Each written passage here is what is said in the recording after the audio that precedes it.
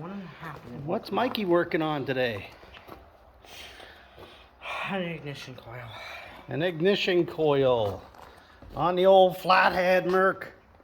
That's bigger than a 1.5. What would be wrong with that ignition coil? That looks perfectly good. No, it's not. What, you mean that the cap's not supposed to turn like that? It's not supposed to have all these cracks? No, it should. I definitely should. Definitely should? No, definitely. Think maybe that's why it was backfiring?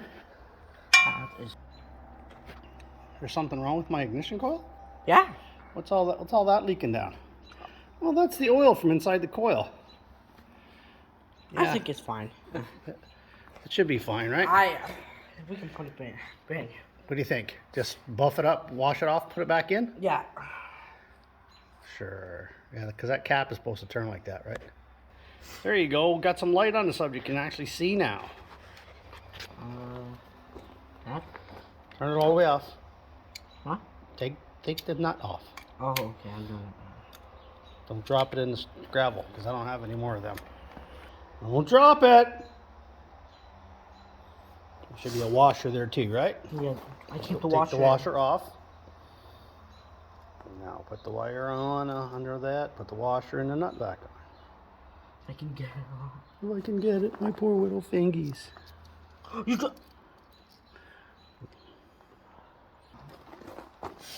Come on, show us how it's done. I am. You are you? Mikey's showing us how it's done. We gotta get a front clip for this thing. Or should I just make something?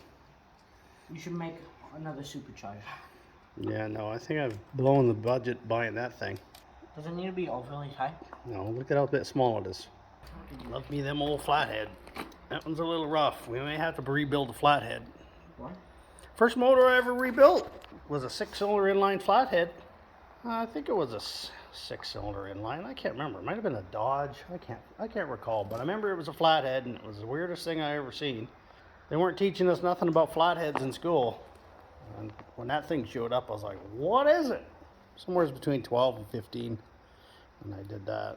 You get it yet? That seems like it. Now we're just going to clamp that coil in place. Let's lift it up just a bit.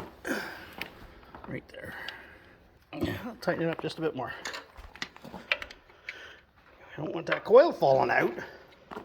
You mean you don't want it breaking? I'd rather it doesn't melt like the last one.